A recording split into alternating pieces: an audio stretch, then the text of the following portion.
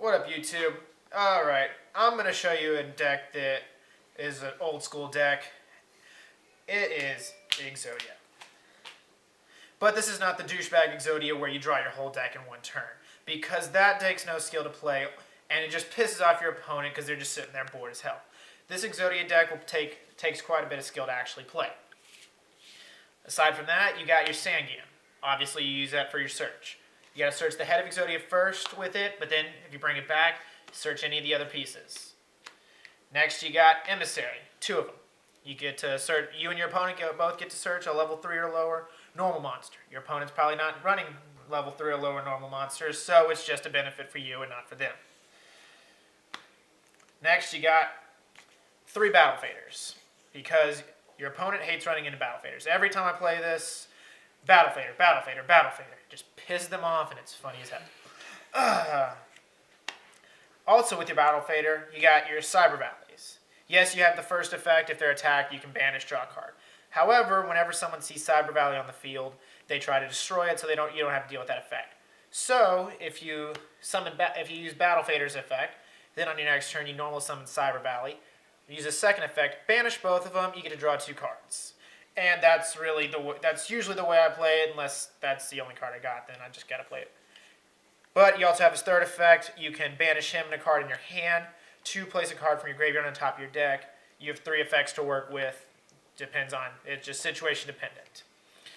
Last monster you got in your deck is Card Trooper. When he's destroyed, you get to draw a card. Also, you can use his milling effect. Yes, I know what you're thinking. Milling in an Exodia deck doesn't sound like a smart idea. However, I got ways to work with it. I'll show you that in a little bit. For the spells, Monster Reborn. Bring back Sanguine, bring back Emissary, use the effect, search another piece. More pieces to your hand. Next, we got 2 Potted Dualities. You don't really have to worry too much if you're not going to special summon, because usually you just want to set something. Then, for draw power, we got 3 Upstart Goblins. Yes, your opponent gains 1,000 life points, but we don't care because we're not trying to get rid of their life points. And probably the best card for this deck, Day of Peace. This card was for this deck. Both you and your opponent get to draw a card, and neither person takes damage.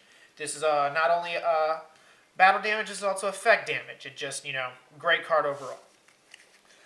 Last spell card we got, Pot of Avarice. Perfect in case one of your Exodia pieces gets sent to the graveyard. Also works well with Card Trooper. Like I said before, mill, have this handy. If you send a piece, play it, you get to shuffle 5 monsters back in, draw 2 cards. Works out great. Alright, on to traps. For draw power for traps, we got 3 Jar of Greeds, as well as 3 Legacy of Yatagarasu. Jar of Greed, draw a card.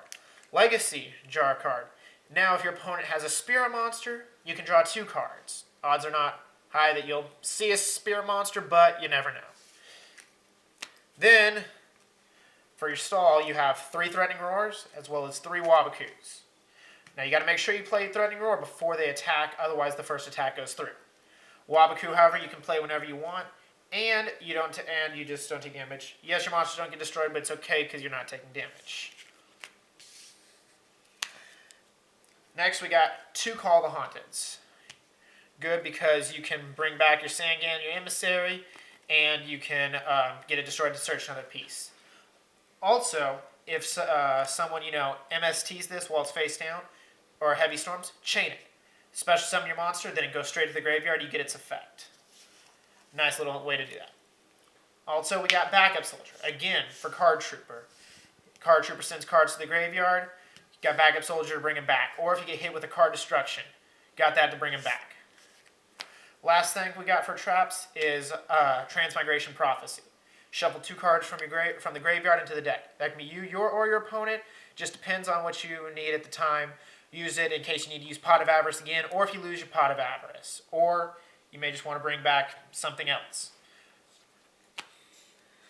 Okay. Now, for the extra deck, believe it or not, there actually is one. I have Levier the Sea Dragon. 2 3-star monsters, you can easily get it out with this deck. You can detach to special summon a banished monster to your side of the field, bring a piece that was banished, summon it to this side of the field, and then, get it to the graveyard and get it back to your hand. This is good to have in your extra deck at all times because you can use it in case you run into getting banished. If you're playing a deck that does a lot of banishing, side this in. It's Burial from a Different Dimension. You put 3 monsters from your banished back into your graveyard, and then you can add them back with Pot of Avarice or whatever you need to do. It just, you gotta these, and then for everything else, you can run more or less for your extra deck or your side deck. It's all cool. Also, one more thing that I want to show y'all. As a good final move, if you take Sangan or Emissary, say you're 1 piece shy, special summon it, normal summon it, suicide. They'll be like, why the hell are you suiciding? And then you search for your final piece, and it's game. Just a little trick that I like to do. Thank you, YouTube. I hope you liked the video. Comment, like, hate. I don't really care what you want to do to it. Good day.